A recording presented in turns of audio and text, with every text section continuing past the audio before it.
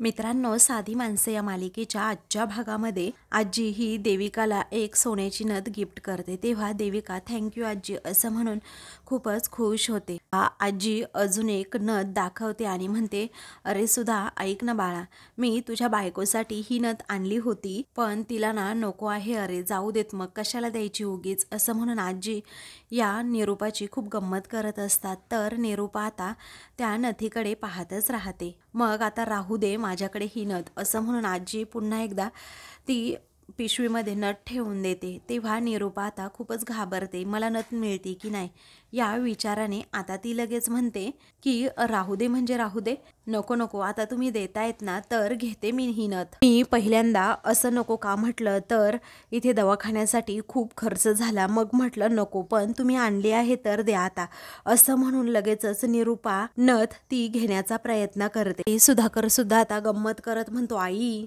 तिला जर नसेल हवी तर नको ना देऊ, राहू दे तुझ्याकडे, आणि तसंही तिला सोन्याचा काही सोस नाहीये. तेव्हा निरूपा आता म्हणते, अहो असं कुठे म्हटलं मी. त्यावेळी आता सुधाकर राव म्हणतात, अगं आत्ताच तर म्हटली ना नको ना म्हणून. मग आता निरूपा म्हणते, मला कुठे माहित होतं की असलं काही आणतील ते म्हणून. मग आता आजी म्हणते, चला खूप उशीर होत आलाय, तुला नको ना नथ.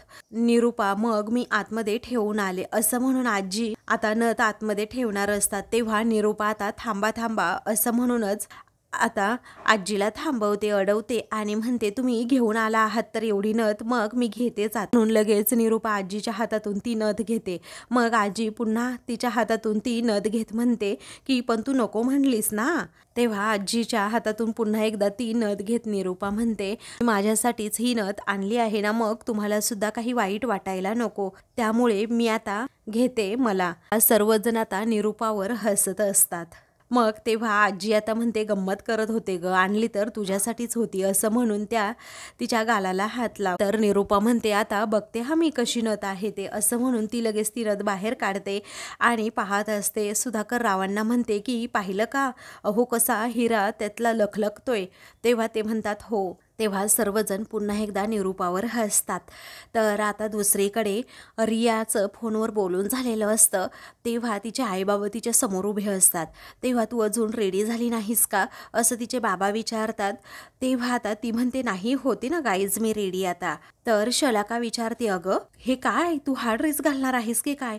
मग आता रिया म्हणते, हो मी हाच ड्रेस घालणार आहे, यात तरी तसा काय प्रॉब्लेम आहे. तेव्हा अजिबात नाही हा असं शलाका म्हणते. त्यावेळी आता तिचे बाबा सुद्धा म्हणतात, हे खूप ओल्ड फॅशनचं आहे, जरा नवीन काहीतरी घाल की, तुझ्याकडे एवढे कपडे आहेत, मग त्यातलंच एखादं छान छान घाल काहीतरी. तेव्हा जा बरं शलाका, तू चॉईस कर हिच्यासाठी एखादा ड्रेस असं आता रियाचे बाबा म्हणतात. मग आता ती स्वतः एक ड्रेस चॉईस करत असते, परंतु आता रियाच्या बाबांना एकही ड्रेस आवडत नसतो. त्यामुळे शलाका आता कपाट बंद करते आणि म्हणते की आता राहू द्यात हा तुमचं, मी एकही ड्रेस सिलेक्ट करणार नाही, तुम्ही दोघेच काय करायचं ते करा. तेव्हा आता ती म्हणते, my dear father and my dear mother, तुम्ही जरा शांत राहता का, आपण काय तिकडे फॅशन शोला चाललेलो नाहीये, त्यामुळे जरा रिलॅक्स व्हा. तुम्ही या ओव्हर एक्साइटमेंटमध्ये हे विसरून जाऊ नका की हे जस्ट कॅज्युअल गेट टुगेदर आहे, आणि हे लक्षात ठेवा की तिथे गेल्यानंतर अजिबात लग्नाचा विषय काढायचा नाहीये प्लीज असं म्हणून ती त्या दोघांनाही आता रिक्वेस्ट करते. तेव्हा शलाका आणि रियाचे बाबा हे दोघेही एकमेकांकडे पाहतच राहतात. मग पुढे आता ती म्हणते, मला काय म्हणताय तुम्ही दोघं, तुम्ही दोघेच अजून तयार नाहीये आणि मला का तयार व्हायला सांगताय. मग आता ती म्हणते, हे पहा मी आता तयार होतीये, तोपर्यंत जर तुम्ही दोघेही तयार नाही झालात तर मी तुम्हाला अजिबात घेऊन जाणार नाही, ओके असं म्हणून ती तिचा निर्णय फायनल सांगते. तेव्हा आता रिया खूपच खुश होते, कारण तिचे आईबाबा आता पटकन तयार होण्यासाठी जातात. तर रिया ही आता रवीच्या स्वप्नामध्ये अगदी रंगून जाते. तर दुसरीकडे पंकज हा आता बेडवर बसलेला असतो आणि मस्तपैकी मोबाईलवर गेम खेळत असतो आणि पाय हलवत असतो. तेवढ्यातच तेथे आता देविका येते. मग आता आजी सुद्धा तिच्या पाठोपाठच असते. तर देविका आता आजीने दिलेली नथ लगेच बेडवर फेकून देते. मग आता लगेचच पंकज विचारतो, वाव काय ग कोणी दिली? तेव्हा तुझ्या आजीने दिली आहे असं म्हणून ती मोबाईल सुद्धा आता बेडवरच फेकते. म्हणते की मी लगेच आता फ्रेश होऊन येते. तेव्हा पंकज हो असं म्हणतो. तर आजी हा सगळा प्रकार पाहते आणि तिला आता जबर धक्काच बसतो. कारण आजीने एवढी प्रेमाने दिलेली नथ तिने फेकून दिलेली असते. तेव्हा आजी आता ताडकन आतमध्ये येतात आणि म्हणतात की तुझ्या बायकोला ना अजिबात अक्कल नाहीये.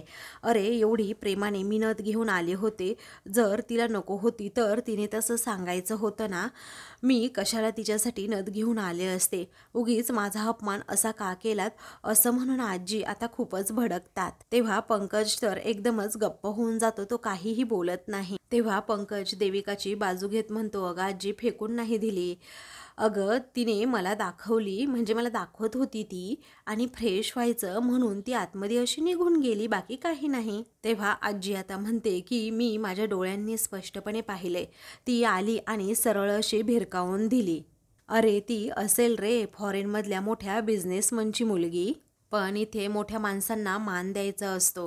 कारण त्यांनी काही वस्तू दिली तरीही ती प्रेमाने स्वीकारायची असते. एवढी ही गोष्ट तिला समजत नाही का असं म्हणून आजी आता खूपच चिडलेल्या असतात. तेव्हा पंकज लगेच देविकाची आता बाजू घेत असतो आणि म्हणतो, अगं आजी तुला असं वाटत असेल तिने टाकून दिली म्हणून, परंतु तसं नाही आहे ग आजी. अगं आजी तिने टाकली नाही, माझ्या हातात देत होती ती आणि मग काय झालं, तुला वाटलं असेल की तिने फेकून दिली, अशी टाकून दिली म्हणून. तेव्हा आजी आता खूपच चिडलेल्या असतात आणि म्हणतात गप्प बसायचं. बायकोचा पदर धरून चालायची काही म्हणजे काही गरज नाही, समजलं. त्यानंतर आजी पूर्ण रूममध्ये आता पाहतात. तर आता लगेचच आजी म्हणतात, अरे काय काय तुम्हाला एक खोलीसुद्धा साफ करता येत नाही का असं म्हणून ते आता खूपच भडकतात आणि म्हणतात की अरे एवढी तर रूम तुम्हाला साफ करायला असते, फक्त तुम्ही एवढंही केलं नाही, तुम्हाला कळतं की नाही असं म्हणून आजी आता पटकन लगेचच आता ती रूम साफ करू लागतात. तर आता आजी आजी तू नको ना गं हे काम करू प्लीज, अगं ती तिचं करेल ना असं लगेचच पंकज म्हणत असतो. तेव्हा आता आजी आता भडकते आणि म्हणते, बायकोचा पदर धरून चालण्याची गरज नाही सारखी सारखी. अरे तुला तिला सांगता येत नाही का, कारण तुमची पांघरुणं सुद्धा अजून तशीच पडली आहे. तेव्हा आजी आता अंथरूण पांघरून काढू लागतात. त्याच वेळी पंकज म्हणतो, नको ना आजी, अगं राहू दे ना, ती करेल ना, आणि जर तिने नाही केलं ना तर मी करतो. तेव्हा आजी म्हणते, तू का, कधी रे, या खोलीचा उकिरडा झाल्यानंतर करतोस का? तेव्हा उकिरडा काय अगं आजी असं म्हणून आता पंकज हा आजीला म्हणतो की नाही होणार उकिरडा. तेव्हा आजी आता त्याच्या गालातच मारते आणि म्हणते, हो बाजूला चल पटकन. आजी आता सगळा कचरा व्यवस्थित स्वच्छ करत असतात, सगळी रूम त्या साफ करत असतात. ते पाहून आता पंकज डोक्यालाच हात लावतो. तर आता लगेचच देविकाची तिथे पर्स पडलेली असते. तेव्हा त्या पर्समधलं सर्व सामान आजी आता बेडवर टाकतात. तेव्हा देविका नेमकी आता बाहेर येते आणि तो सगळा प्रकार ती पाहते आणि तिला धक्का बसतो. तेव्हा आता त्या गोळ्यांबद्दल आता लगेच देविकाला आठवतं की या गोळ्या तर मी मीरासाठी घेऊन आले होते. म्हणजे या गोळ्या एकदा का मीराच्या पोटात उतरल्या तर मीरासुद्धा सगळ्यांच्या नजरेतून उतरेल आणि यासाठी मी या गोळ्या घेऊन आले होते. तर इकडे पंकज आजीला आता थांबवण्याचा प्रयत्न करत असतो, परंतु आजी काही थांबत नाही. त्यानंतर आता देविका मनातच विचार करते, ओ माय गॉड, आता हे काय चाललंय, जर या गोळ्या गेल्या ना तर माझा प्लॅन पूर्णपणे फेल होईल, काय करू आता. तेव्हा ती आता पळतच आजीकडे येते आणि आजीने ज्या कचऱ्याच्या पिशवीमध्ये गोळ्या टाकलेल्या असतात ना, ती पिशवी आता हातात घेत म्हणते, आजी अहो मी करणारच होते ना, तुम्ही का करताय. तर आजी लगेचच तिच्याकडून ती पिशवी ओढून घे. तेव्हा ही पिशवी तुम्ही कुठे घेऊन चाललात आता. आजी म्हणते, मी कचरा टाकायला चालले आहे. तेव्हा देविका आता म्हणते, नको नको प्लीज मी टाकते ना असं म्हणून ती एकदमच बाहेर येते. तर आता आजी म्हणतात, अजिबात नाही, मी आता स्वतः कचरा टाकते असं म्हणून त्या हॉलमध्ये येतात. तेव्हा देविका आणि पंकज सुद्धा तिच्या पाठोपाठ येतात, आजीला शांत करण्याच्या प्रयत्नात असतात. त्यानंतर निरूपा आणि सुधाकर राव सुद्धा आता तेथे आलेले असतात आणि काय झालं असं आजीला विचारतात. तेव्हा आजी रागातच म्हणते, निरूपा तू नुसती दुसऱ्यांच्या आयुष्यात डोकवण्याचा प्रयत्न करतेस ना, जरा स्वतःची जी सून आहे ना देविका, तिच्या रूममध्ये सुद्धा डोकाव.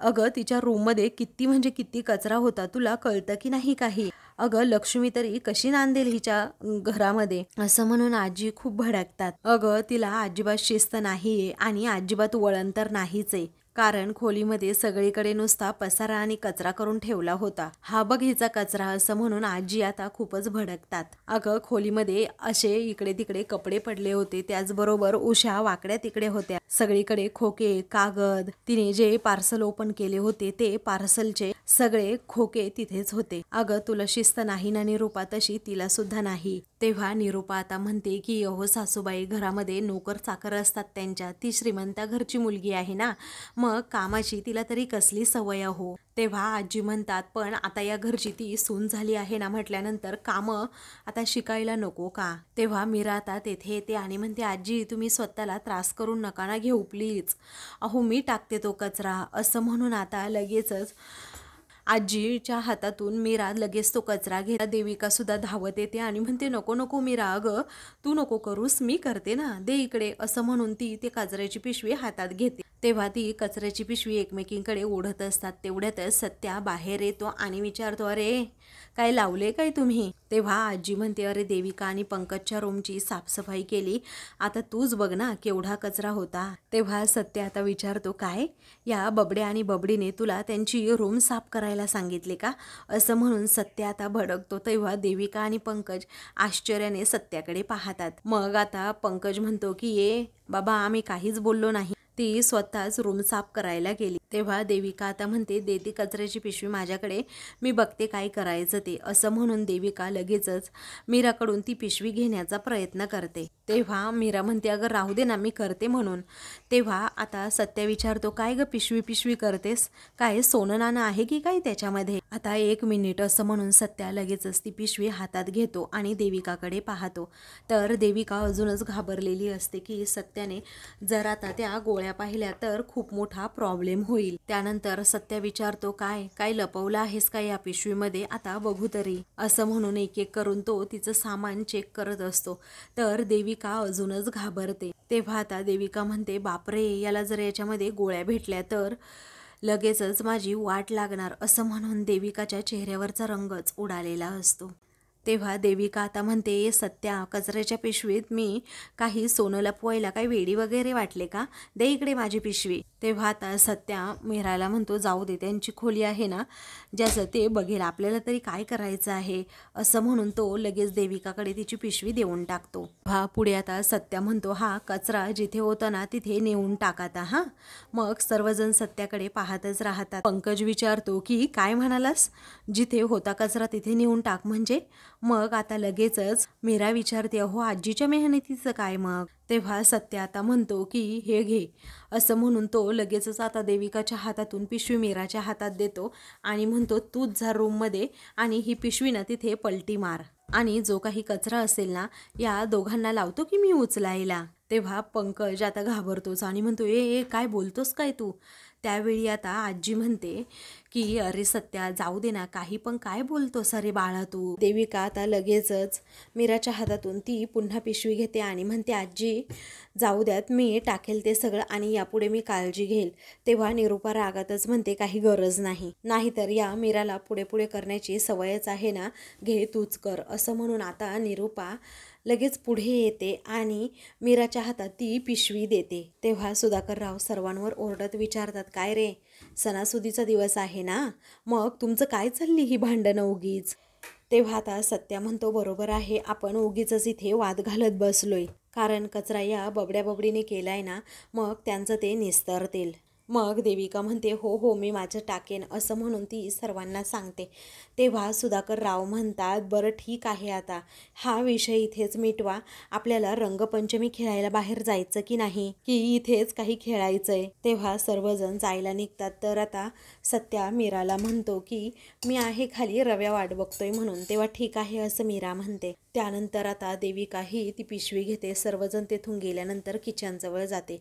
तेथे असणाऱ्या डस्टबिनमध्ये ती आता लगेच कचरा टाकू लागते. तेव्हा आता तिला त्या गोळ्या त्यामध्ये सापडतात. मग आता त्या गोळ्यांकडे पाहत ती म्हणते, या म्हातारीने ना सर्व माझा प्लॅन फ्लॉप केला असता. थँक गॉड हा बिंडोक सत्याना मध्ये आला. आता या मिरवणाऱ्या मीराची इज्जत माझ्या हातात आहे. नाही सर्वांसमोर तिचे संस्कार बाहेर काढले ना तर माझं नाव देविका नाही, असं म्हणून ती मीराविरुद्ध प्लॅन करते. पंकज हा आता बाहेर आलेला असतो. सर्वजण रंग खेळत असतात. तेव्हा तो सर्वांपासून लपत असतो आणि तो खरं तर आता रवी त्याचबरोबर सत्या या दोघांना शोधत असतो. कारण रवी आणि सत्या या दोघांनी ठरवलेलं असतं की पंकजला चांगलाच रंगाने असा भरून काढायचा. मग त्यावेळी आता तोच विचार करत करत आता पंकज त्या दोघांनाही शोधत असतो, जेणेकरून त्यांच्यापासून लपून बसावं. जी दुसरी माणसं त्याला रंग लावण्याचा प्रयत्न करतात तेव्हा तो नाही नाही असं म्हणतो आणि सत्या व रवीच्या भीतीने तो एका टेबल खाली जाऊन लपतो. इकडे सत्या सुद्धा आता बाहेर आलेला असतो आणि सर्वजण तेथे रंग आता खेळत असतात. तेव्हा सत्या खरं तर आता लगेचच मीराचा विचार करतो आणि म्हणतो, ही धूमकेतूना खूप डेंजर आहे.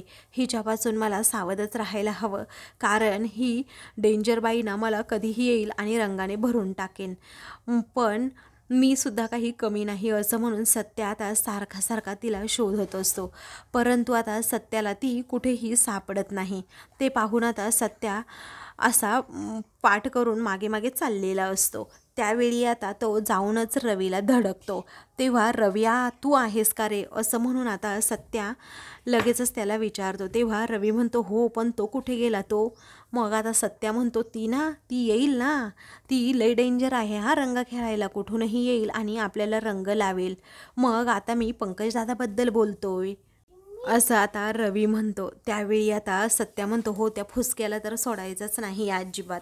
त्याला असा रंगाने लाल करायचा आहे ना की तो म्हणालाच पाहिजे की या सत्यापासून लपून बसलं पाहिजे. असं म्हणून आता ते दोघेही पंकजला शोधत असतात. तेव्हा जिथे निरूपा तिथे तिचा बबड्या असं आता सत्या म्हणत असतो. तेव्हा रवी म्हणतो, हो बरोबर आहे. मग त्यानंतर रवी आता पंकजला शोधण्याचा प्रयत्न करतो. तेव्हा आता त्याला समजतं की तेथे टेबल खाली कुणीतरी लपून बसले. मग आता तो पंकजच असल्याची खात्री त्याला पटते.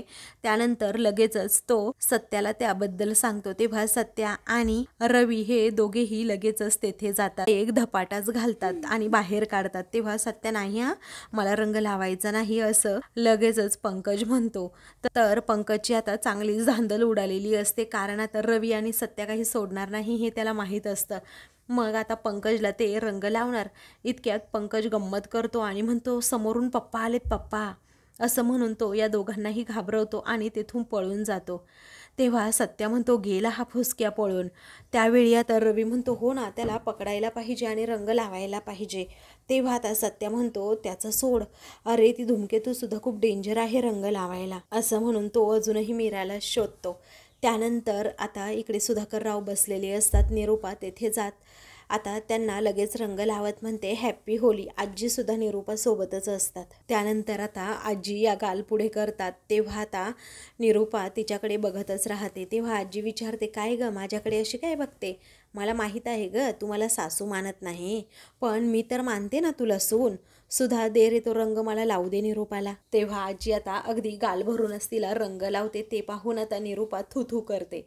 तेव्हा अशी थुथू काय करतेस ग, असं रागातच आजी विचारते. ती आता म्हणते की काही नाही, सर्व रंग माझ्या तर तोंडात गेला आणि मी तुम्हाला कलर लावायला येतच होते, परंतु हे दिसले ना मी अगोदर लावला, असं निरूपा खोटं सांगते आणि आजीच्या गालाला रंग लावते आणि म्हणते, नमस्कार करते हा. तेव्हा आजी हो असं म्हणते. तेव्हा आता लगेचच मीराची आई, मधू, त्याचबरोबर राज हे तिघेही तेथे येतात. तेव्हा धुळवडीच्या तुम्हाला खूप खूप शुभेच्छा असं ते तिघेही म्हणतात. आणि दादा तुमची तब्येत कशी आहे असं लक्ष्मी विचारते. तेव्हा माझी तब्येत बरी असल्याचं आता सुधाकरराव म्हणतात. त्यानंतर मधू म्हणते, हो ना तब्येत आता बरी दिसतीये हा काका तुमची. लक्ष्मी हसत म्हणते की अजिबात दादांच्या तब्येतीला नजर लावू नको हा, तुमची अशीच तब्येत छान राहू देत, असं आता लक्ष्मी म्हणते. तर निरूपा रागातच तिच्याकडे पाहते. त्यानंतर आता लक्ष्मी, मधू आणि राज हे आजीला नमस्कार करतात आणि आशीर्वाद घेतात. तेव्हा आजी सुखी राहा असा आशीर्वाद देते. त्यानंतर आता निरूपाला लगेच लक्ष्मी विचारते की कसे आहात तुम्ही, आज आपली खूप दिवसानंतर भेट झाली, तेव्हा तुम्ही जर हॉस्पिटलमध्ये आला असता तर भेट झालीच असती ना, असं निरूपा तिला टोमणा मारून म्हणते. कारण हे आजारी होतात तेव्हा तुम्ही आला नाहीत भेटायला आणि आज बरं वेळ मिळाला तुम्हाला. तेव्हा आजी म्हणते बरोबर तर केलं तिने, कारण आजारी माणसाजवळ जास्त गर्दी करायची नसते, त्या माणसाला त्रास होतो आणि हे बरोबर तिला माहीत आहे म्हणून ती आली नाही. तेव्हा निरूपा म्हणते अरे बापरे, हे जर सगळ्यांना समजलं ना तर जग इकडचं तिकडं होईल हो की नाही. त्यानंतर आता निरूपा विषय बदलते आणि म्हणते खूप गरम होतंय. आजी म्हणते की अगं मला माहीत आहे ना तुला नक्की कसलं गरम व्हायला लागलंय. अगं काल होळी झाली म्हटल्यानंतर गरम होणार नाही का आज. जा रे पोरांनो तुम्ही जा खेळायला, असं म्हणून आजी त्यांना पाठवतात. निरूपा आता सगळ्यांकडे पाहतच राहते. तर आता मित्रांनो पुढील भागामध्ये निरूपाने आता भांग पिलेली असते आणि त्यामुळे ती अगदी नशेतच असते, काही पण बरळत असते. तेव्हा आता ती पंकजला म्हणते पनवती कुठला, असं म्हणून ती पंकजच्या आता तोंडातच 2-3 मुस्काटीत मारते. तेव्हा सर्वांना मोठा धक्काच बसतो. त्यानंतर ती सत्याला म्हणते की माझ्या बबडे ये इकडे, असं म्हणून ती स्टेजवर सत्याला घेऊन येते आणि म्हणते माझा बबडे आहेस तू, मला मम्मा म्हण ना एकदा तरी, असं म्हणून ती आता सत्याला म्हणते अरे बोल मम्मा. तेव्हा सर्वांना आश्चर्याचा धक्का बसतो. अशाच मालिकेंची पुढील भाग पाहण्यासाठी चॅनलला सबस्क्राईब करा.